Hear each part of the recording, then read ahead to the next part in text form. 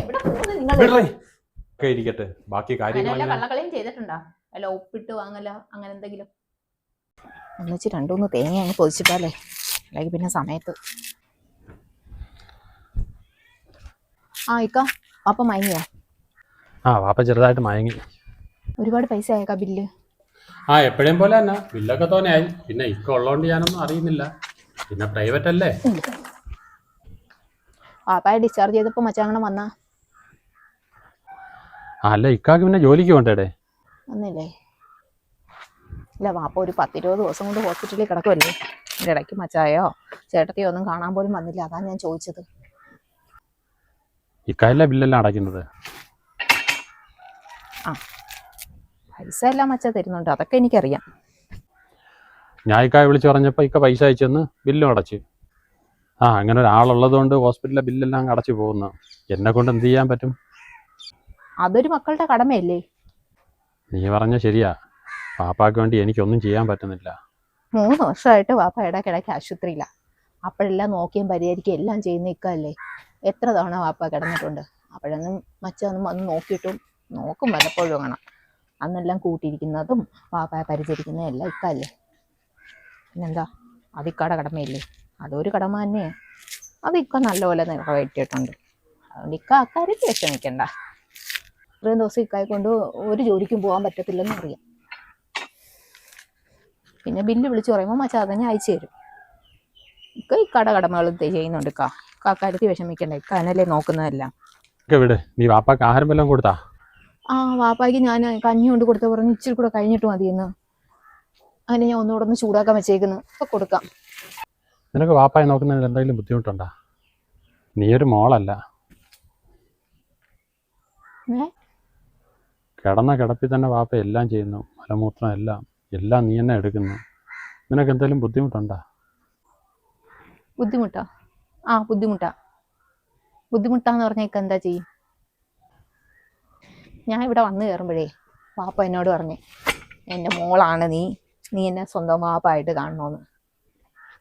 ചിലപ്പോൾ വെറുതെ പറഞ്ഞാണോ എന്തോ, മനസ്സിരുത്തി പറഞ്ഞാണോ എന്തോ, പക്ഷെ അന്നോട്ട് ഞാൻ വാപ്പായിട്ട് തന്നെ കാണുന്നത്. ഇപ്പൊ സ്വന്തം വാപ്പായി നോക്കുന്നതിന് ബുദ്ധിമുട്ടാന്ന് തോന്നാ.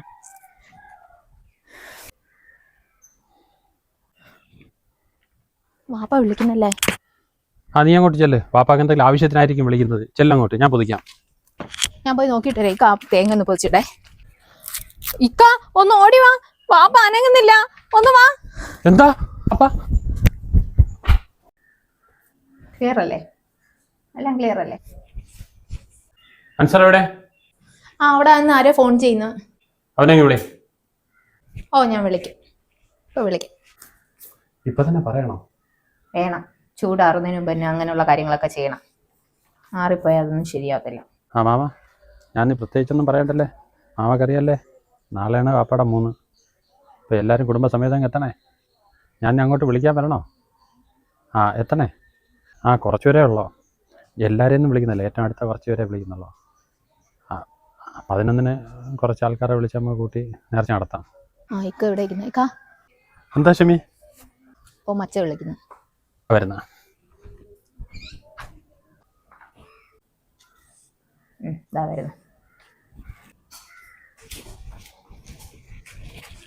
എന്താക്കാ വിളിച്ചത്? ഞാൻ നാളത്തെ നേർച്ചയ്ക്ക് കുറച്ച് പേരെ വിളിച്ചതാ, പോയി വിളിക്കാൻ പറ്റാത്തവരാ. അതിനത്രയും വലിയ ചടങ്ങൊന്നും വേണ്ട, 10-30 പേര് മതി.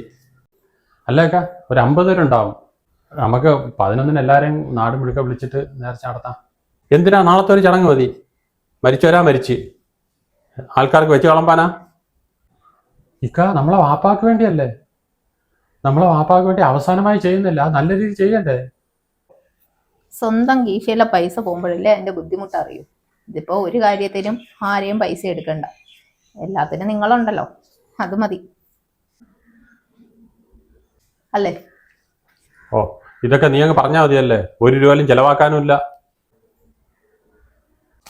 അതൊക്കെ അവിടെ ഇരിക്കട്ടെ, ബാക്കി കാര്യങ്ങളൊക്കെ എങ്ങനെ?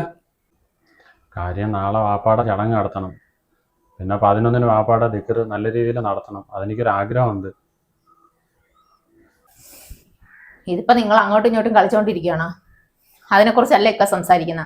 നീ ഇക്ക സംസാരിക്കണ്ട, ഞാൻ പറയാം. ഈ വീടിന്റെയും വസ്തുവിന്റെയും കാര്യത്തെക്കുറിച്ചാണ് സംസാരിക്കുന്നത്. മനസ്സിലായില്ലേ? അപ്പൊ ഈ സ്വത്തിന്റെ കാര്യം എങ്ങനെയാ? നിങ്ങളങ്ങനെ എഴുതി എടുത്തിട്ടുണ്ടോ? കാര്യം വാപ്പ നിങ്ങളെ കൂടെ അല്ലായിരുന്ന? അങ്ങനെ എല്ലാ കളയും ചെയ്തിട്ടുണ്ടോ?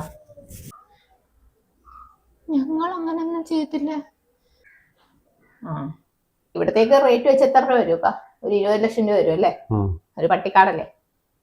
അപ്പം പകുതി, അതായത് 10 ലക്ഷം ഇക്കായ്ക്ക്, 10 ലക്ഷം അനിയന്. പിന്നെ വേറൊരു കാര്യമുള്ളതെന്ന് പറഞ്ഞാ, കണ്ടോ, വാപ്പ ഓരോ പ്രാവശ്യവും ആ ഹോസ്പിറ്റലിൽ കിടക്കുമ്പോൾ ബില്ലടച്ചല്ല ആരാ? ഇക്ക അല്ലേ? അപ്പം ഏതാണ്ട് ഞങ്ങൾ കൂട്ടി നോക്കിയപ്പം 7 ലക്ഷത്തോളം രൂപ ഹോസ്പിറ്റൽ ബില്ലായിട്ടുണ്ട് ഇതുവരെ. ഓരോ പ്രാവശ്യവും കണക്ക് വേണ്ടേ? നമ്മൾ എല്ലാം എഴുതി ഇട്ടിട്ടുണ്ടായിരുന്നു. അതിനൊരു 7 ലക്ഷം രൂപ. അതിൽ 3.5 ലക്ഷം രൂപ തന്നാൽ മതി. പിന്നെ ഇന്നലത്തെ ചടങ്ങുകൾ, ഇനി നാളെ നടക്കാൻ പോകുന്ന ചടങ്ങ്, അതൊരു 1 ലക്ഷം രൂപയായി അല്ലേ? അപ്പൊ അതെല്ലാം കൂടെ ചേർത്ത് 50,000 രൂപ. അനിയന്റെ ചെലവ്, അനിയൻ ഇക്കടത് 50,000. അപ്പൊ 4 ലക്ഷം. ബാക്കി കഴിഞ്ഞിട്ട് ഒരു 6 ലക്ഷം ഉണ്ട്.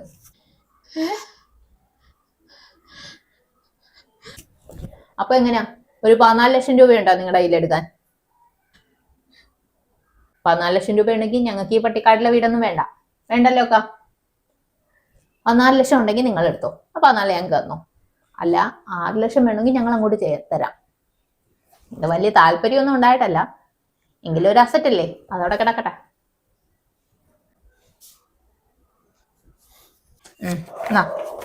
കൊടു. ഞങ്ങൾ ചെയ്തതിന്റെ ഒന്നും കണക്ക് ഞങ്ങൾ സൂക്ഷിച്ചിട്ടില്ല. 6 ലക്ഷം രൂപയുടെ ചെക്ക് ഈ വീടും പേരുടെ എന്റെ പേരിന് എഴുതിയെടുക്കാൻ പോകുന്നു. നീ ഇത് കൊണ്ടുപോയിട്ട് വീടോ എന്തെങ്കിലും വാങ്ങ. വാങ്ങിയേ ഇവിടെയൊക്കെ കിട്ടും 6 ലക്ഷം രൂപയ്ക്കൊക്കെ. എന്നാ ഇത് നീ വാങ്ങ്.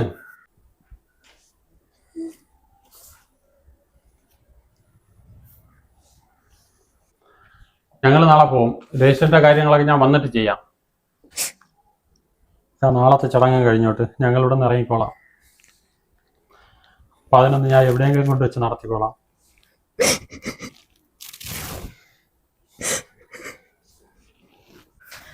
അതൊക്കെ നിങ്ങൾ നടത്താതിരിക്കുക ചെയ്തോ. 11 കുറെ വെച്ച് വിളമ്പല് അത്ര തന്നെ. അതിനെ കഴിയും വേറെന്താ നടത്താൻ? വേറെന്താ കിട്ടാൻ? വെച്ച് വിളമ്പി കുറെ പൈസ കളയണം അത്ര തന്നെ. ചേട്ടത്തി എന്തായി പറയുന്നത്? നീ മിണ്ടായി ഞങ്ങൾ തമ്മിൽ സംസാരിക്കുന്നതിന്റെ ഇടയില്.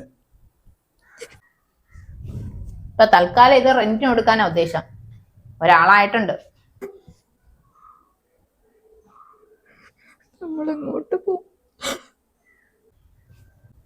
നാളെ തന്നെ പോയെങ്കിൽ അത്രയും നല്ലത്.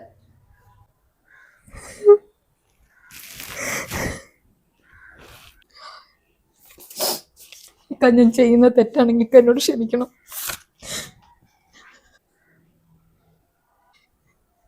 ഇത് ഞങ്ങക്ക് വേണ്ട, മച്ച ഇത് വാങ്ങിക്കണം.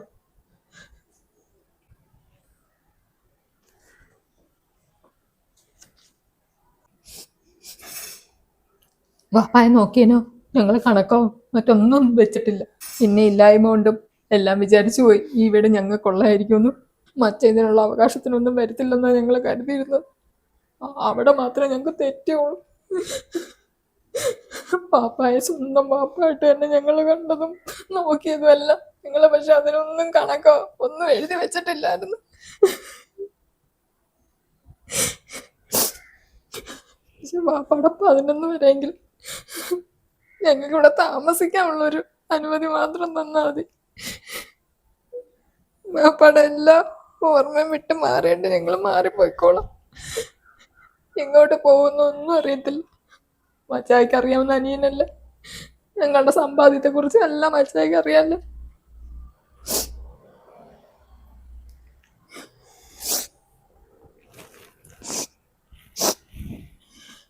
ഇതൂടെ മച്ചായിക്ക് ഇരിക്കട്ടെ.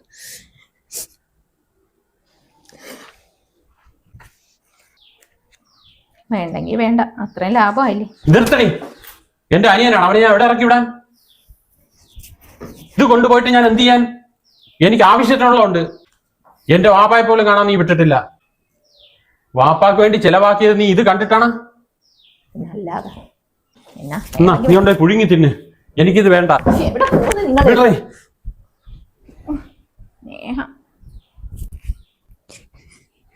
ഡേയ്, നമ്മൾ അത്യാവശ്യമുള്ള തുണി മാത്രം എടുത്താൽ മതി, വേറെ ഒന്നും നീ എടുക്കണ്ട. ഇപ്പൊ നാളെ തന്നെ ഇറങ്ങണക്ക. നാളെ തന്നെ ഇറങ്ങി കൊടുക്കാം നമുക്ക്. ആൻസറേ എന്തൊക്കാ?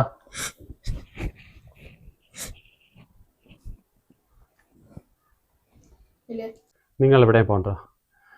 ഞാൻ അവൻ്റെ അപ്പോഴത്തെ ഒരു സിറ്റുവേഷനിൽ ഞാനങ്ങ് പറഞ്ഞു പോയതാ. നമ്മൾ കൊച്ചിലേക്ക് അടിയും വഴക്കമൊക്കെ കൂടുതൽ ഒരു രസത്തിന് വേണ്ടി. നീ അതുപോലെ കണക്കാക്കിയാൽ മതി. എനിക്കിത് കൊണ്ടുപോയിട്ട് ഒന്നും നേടാനില്ല. ഞാനിത് കൊണ്ടുപോയി കഴിഞ്ഞാൽ എൻ്റെ വാപ്പ പോലും എന്നോട് പൊറുക്കത്തില്ല.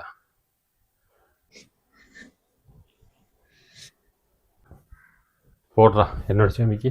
ഞാൻ അറിവില്ല എന്തെങ്കിലും പറഞ്ഞിട്ട്